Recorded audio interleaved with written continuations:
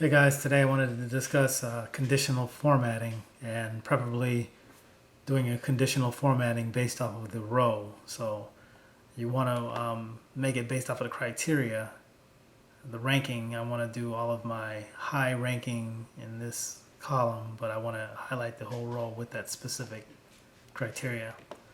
So I just highlight the data and I go into conditional formatting, which is right off of the Home tab.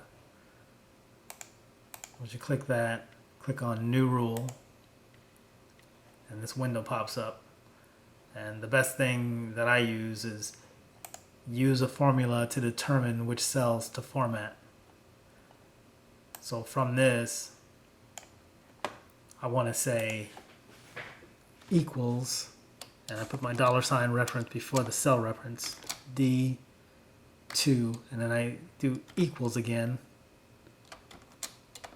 and I type high. So according to this formula, this would pull up. Preferably I'm trying to do the whole row, or column, but I'm doing this for now. And then I go into my format for the cell. I want it to be a different color, so I pick green. I'll go with bold. I also want to do a slight fill in the background. So for everything that shows high ranking, I want it to be green format for the text and a peach background.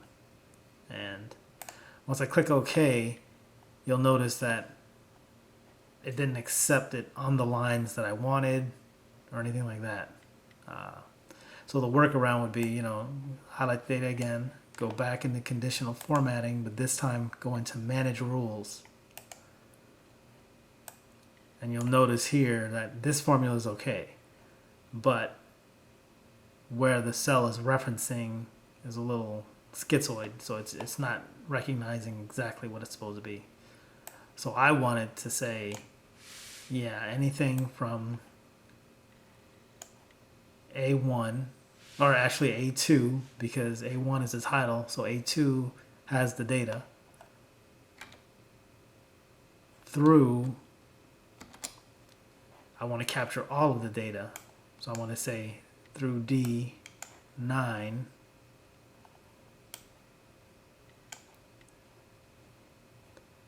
so A2 through D9 will capture everything. Use the $ reference again, D, $9, and hit apply. Once you hit apply, you'll notice that this automatically defaulted back to D3. I want it to start from D2. So sometimes you're going back and forth to make sure that your formulas are in there correctly.